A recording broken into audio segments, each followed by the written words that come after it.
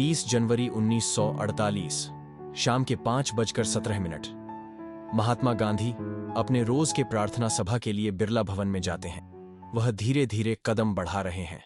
अचानक भीड़ में से एक आदमी निकलता है। उसके हाथ में एक पिस्तौल है और फिर बापू जमीन पर गिर जाते हैं। उनके मुंह से आखिरी शब्द निकलते हैं, हे राम। पूरा देश सन्न रह जाता है। भारत के राष्ट्रपिता की हत्या कर दी गई। लेकिन आखिर क्यों? कौन था वो इंसान जिसने अहिंसा के पुजारी को गोली मार दी? क्या कारण थे इस निर्मम हत्या के पीछे? आइए, आज हम आपको इस घटना के पीछे की पूरी कहानी विस्तार से बताते हैं। नाथूराम गोडसे, एक ऐसा नाम जो इतिहास में हमेशा विवादों में रहा। वह एक मराठी ब्राह्मण परिवार से था जो पुणे में पला बढ़ा।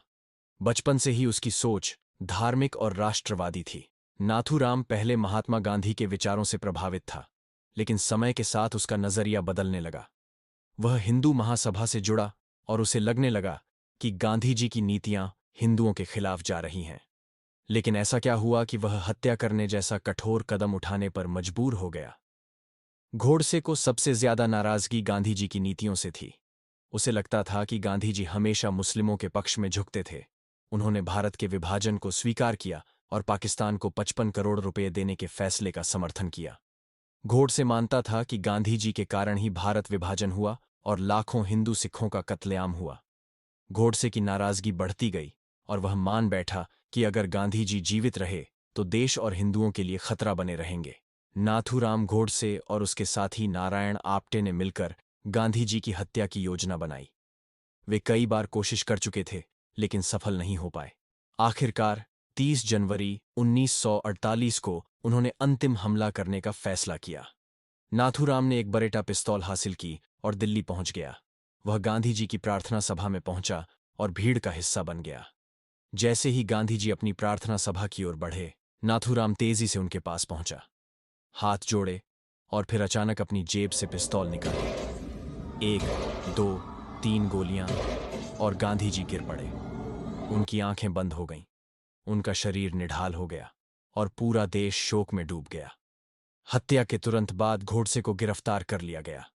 जब कोर्ट में उसे पेश किया गया तो उसने साफ कहा, हां, मैंने गांधी को मारा है। उसने अपने बयान में कहा कि वह गांधी जी का सम्मान करता था, लेकिन उनकी नीतियों से असहमत था और इसीलिए उसने यह कदम उठाया। कोर्ट ने नाथूराम गोडसे और नारायण आप्टे को फांसी की सजा सुनाई और 15 नवंबर 1949 को उन्हें फांसी दे दी गई। गांधी जी की हत्या से पूरा देश हिल गया। लाखों लोग रो रहे थे। हर गली मोहल्ले में मातम था। उनके अंतिम संस्कार में समुद्र जैसी भीड़ उमड़ी। जवाहरलाल नेहरू ने कहा था, हमारे जीवन से प्रकाश चला गया है, अब केवल अंधकार बचा है। गांधी जी चले गए, लेकिन उनके विचार और अहिंसा का संदेश हमेशा अमर रहेगा। गांधी जी की हत्या ने इतिहास का रुख बदल दिया। यह घटना हमें सिखाती है कि हिंसा कभी भी किसी समस्या का हल नहीं हो सकती, चाहे आप गोडसे के पक्ष में हों या गांधी के। यह घटना हमें यह सोचने पर मजबूर करती है कि क्या हम किसी भी विचारधारा के लिए इतनी नफरत पाल सकते हैं कि इंसानियत को भूल जाएं। आपका क्या सोचना है?